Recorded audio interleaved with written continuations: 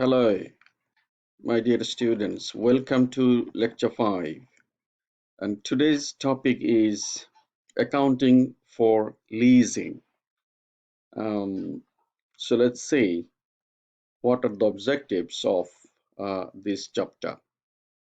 So after finishing this chapter, we would be able to understand the basics of lease, what is lease, what are the characteristics, history, um, and accounting standards for lease, um, and the accounts or the statements or the transactions recorded in the books of leasee, the person who takes the property as lease, accounts for leaser, the person who is providing his property to use by the leasing, um, account for lease after selling, that is lease back, and also economic impact of the lease, why leasing is popular, what are the benefits of lease um, to the business organization. So what is a lease? I think all of you know the lease is a contract between two organizations, two persons, right, for using a property. Uh, According to IFRS 16, a lease is a contract or part of a contract that conveys the right to use an asset for a particular period of time in exchange for consideration. So, so two parties are involved here. One person is the owner of the property, and the other one is you can say, a tenant, user of the asset. And the person who is taking the property as lease will provide rent, that is money for using up of the assets of the property. So a leaser gives up the control of the asset to the leasee, who must have control over the use of the asset. So subject, of course, to reasonable restraints to protect the integrity of the assets. So as a leasee, when the asset is taken as a lease, will get the control of the asset from the leaser from the owner to the tenant. And with reasonable care, the leasee will use the asset and pay the rent or money for using the asset he got as a lease.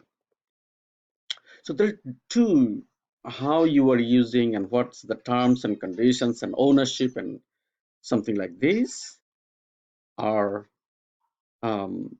different based on the types of lease.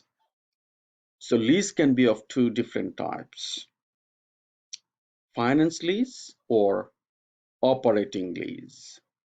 A finance lease is a lease that transfers substantially all the risk and rewards incidental to ownership of an underlying asset.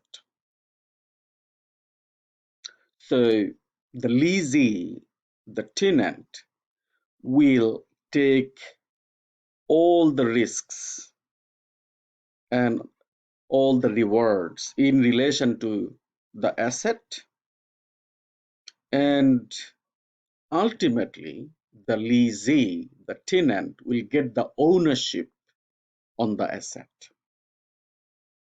So he will pay the rent as if at the end of the lease term he will get the property ownership of the asset. But in case of operating lease, he will get the asset only for use for a particular period of time, but he will not take the ownership. He will not get the ownership at the end of the term of the lease. So he will just use the asset and pay rent. And when the term finishes, he will go. And the control of the asset will go back to the owner, the leaser. But in case of finance lease, right, the leasee will become the owner at the end of the term. So he will pay the rent as well as will pay the price of the property by installment. Why leasing is popular? As we mentioned, what are the economic benefits, advantages, impact? So in most particularly in relation to United Kingdom, UK, there are two major advantages of lease. One is the tax advantage and the other one is the commercial advantage. We can classify the benefits of lease in two classes. So what are the details? Let's see, tax advantage. See, if you get a property as a lease, then the money that you are providing, that you are paying first year allowance or on equipment that is been increased, then your tax advantage is 100%. That means the money that you have paid for lease, for leasing a property first year, the whole amount is exempted from tax. On that money, government will not take any tax from you.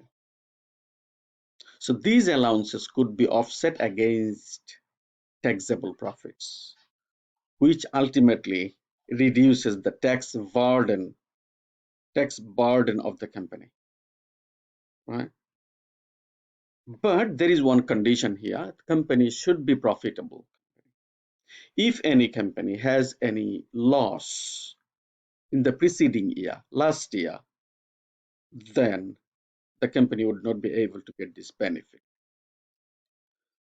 Thus, the lessor claimed the first year allowance and then leased out the equipment to the company with losses um, at a reduced rental, thus enabling both lessor and the lessee to benefit from a leasing agreement.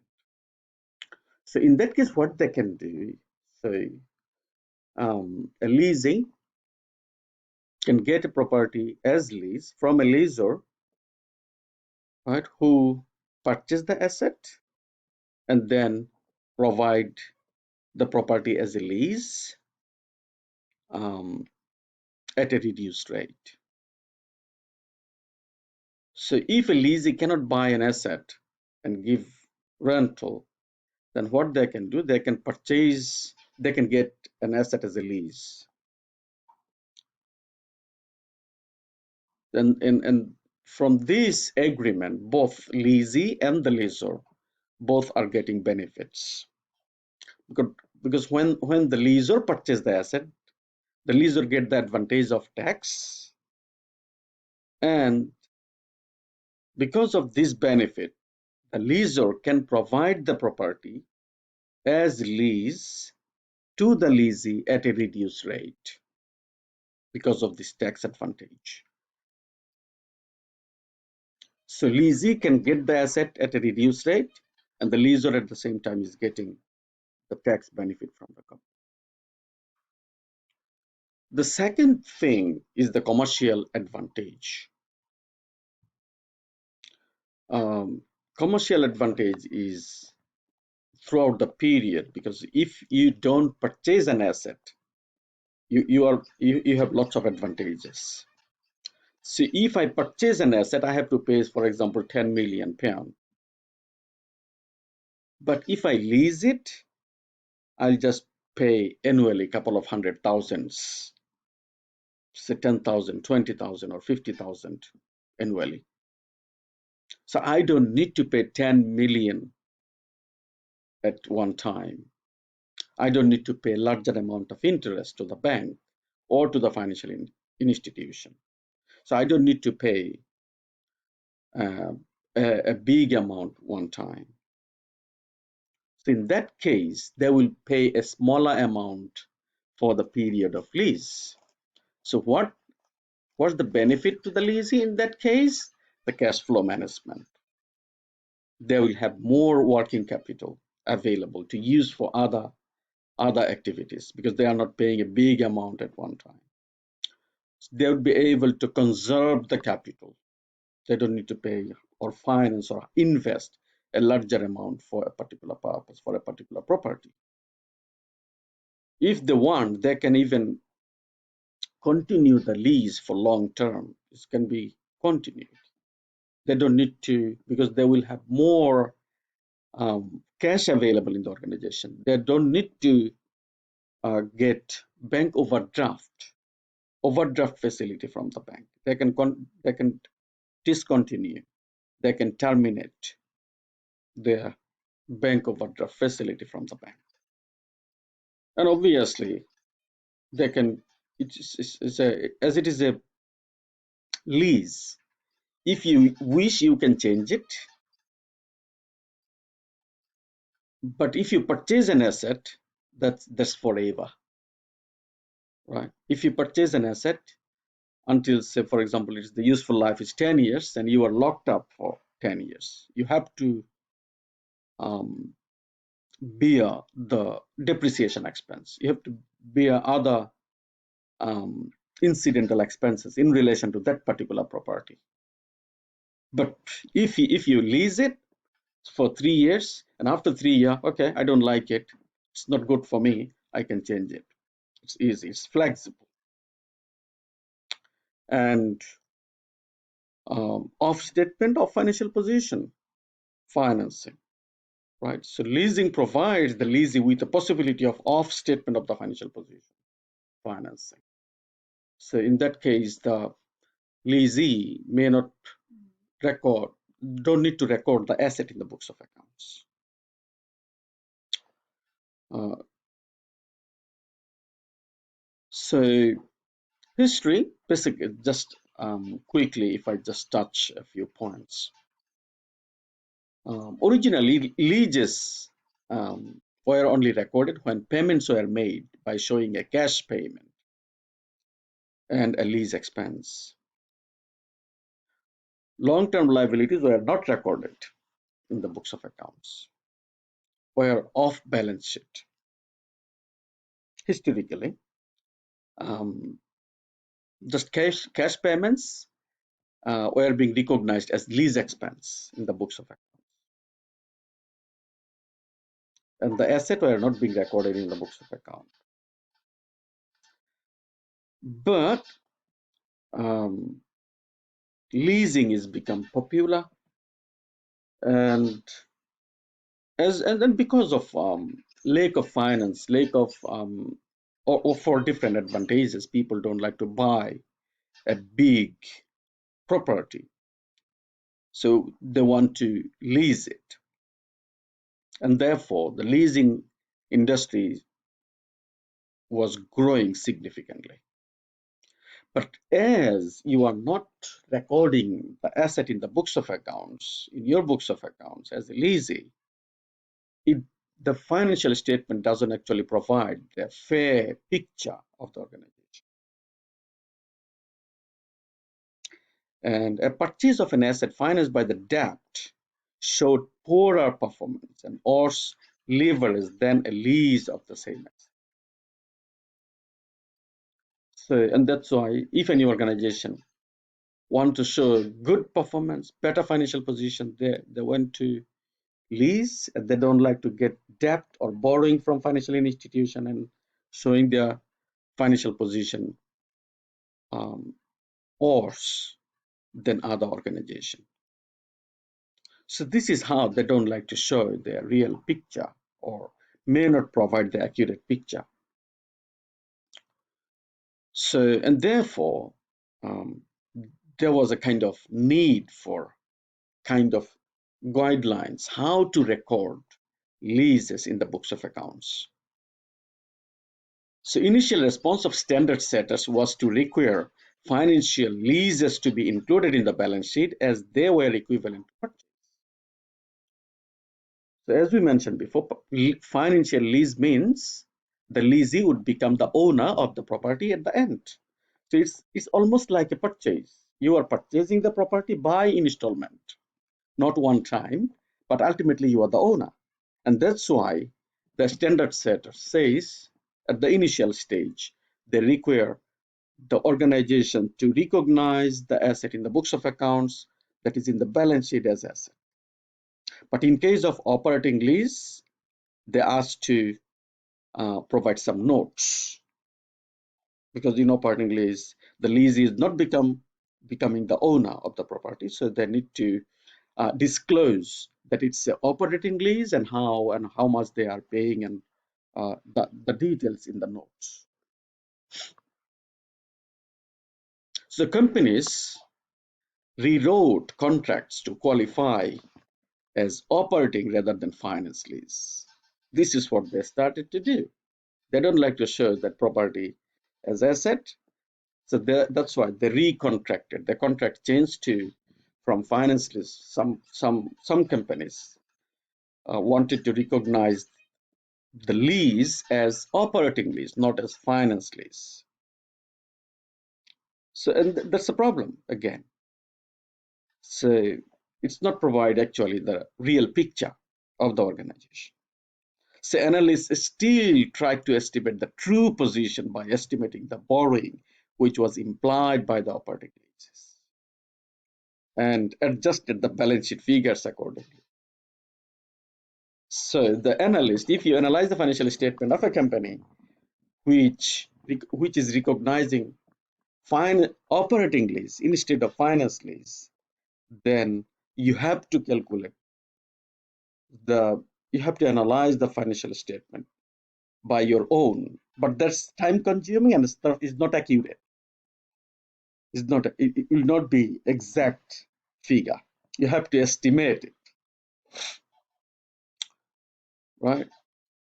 And particularly the major industries which are heavy users of leases, aircraft, transport, tourism, retail, they were doing those kind of things. And that's why there was a need for accounting standards to compel, to um, uh, to mandate the organizations to record the leases in the books of accounts appropriately. Um, and that's why there was a need for accounting standards, and which has been initiated in 2016, recently a new accounting standard for lease. From the beginning of 2016, the new standard developed which requires all leases to be included in the statement of financial positions of the leasee. But there are some exceptions, obviously. If the lease contract is less than 12 months, 12 months or less, that is, if it is 1 year or less than 1 year, that's not required to record as an asset. Or if the asset value is really, really poor, really, really low, that is also exempted from recording in the financial statement, in the book, in the balance sheet. And some of the assets, like biological assets, are not covered by these accounting standards. It's been covered by different accounting standard, International Accounting Standard 41. So 41 covers biological assets, but though you lease a biological asset, that would not be covered by IFRS 16. Though it is a lease, but it would be covered by Accounting Standard 41. So what are the principles of IFRS in leases books? So the substance of the transaction is recognized. The significance, the value is recognized in the books of accounts. The lease against a valuable asset namely the right to use the asset specified in the lease over its agreed term. So the leasee is getting the ownership of the property and at the same time using the asset for a particular period of time and then getting the ownership for it. And that's why the leasee has an obligation to make a payment under the contract as lease payments, perhaps a guaranteed value of the asset at the end of the contract. That is a liability. So we will see the specific examples. What are the amounts they are the leasee need to pay to the leaser? What are the amounts? There are different amounts there. So the leasee pays um, payments every year based on the contract, and also there may be a guaranteed payments at the end. This is what we call the guaranteed residual value. So when I'm making a contract as a leasee to pay to the leaser, then I have to recognize the whole amount as a liability because I'm contracted to pay the whole amount. So the payments that I wanted to pay, for example, I got a property as a lease for 10 years, and every year I'm supposed to pay 10,000 pound. So what's the present value of 10,000 for 10 years payments today? The whole amount I should recognize in my books of account as liability. All right. And obviously this is and why present value? Because I'm recognizing the liability today. What's the liability today? And the liability, but when I'm paying, it may be more because based on the interest. The interest is being considered here um, on the amount that I'm supposed to pay. And that interest rate is being considered as the discount rate to calculate the present value of the total payments that I'm supposed to pay. As a finance student, I think you all know how to calculate the present value of any finance agreement. So yeah, the amount total that I'm supposed to pay in 10 years, then what's the present value today? So the discounted present value is incorporated in the books of account as the liability. But if the discount rate is not given, we don't know. In that case, as a leasee, if I borrow some money from bank or from a financial institution, what's the interest I supposed to pay? That interest rate is supposed to be used as the discount rate. So as I mentioned before, what are the payments the leasee is supposed to pay to the leaser? So the fixed lease payments every year, every month, whatever. And then variable lease payments such as the rentals. So fixed lease payments that you are paying for getting the ownership, or it may be variable lease payments because of the rent based on the use of the property. If you use more, if for example you got a machinery as lease, so if you produce more, then you are supposed to pay more rent on the machinery. It can happen. So the rent amount depends on how you are using the asset. So if you use more, you are paying more. If you use less, you're paying less. It can be variable. And as we mentioned before, the leasee may contract to the leaser for paying a residual guaranteed payments, right? So the leasee is giving guarantee to the leaser that I will pay this amount at the end. And there may have some sorts of payments because of making the option attractive. So that's an option. And also there may be some sorts of payment because of termination of the contract. So after years, for example, you have contracted with the leaser for 10 years, and after 10 years, you will become the owner of the property. But after 3 years or 4 years, you are saying that, no, I'm not happy with this property. I don't like to continue the contract.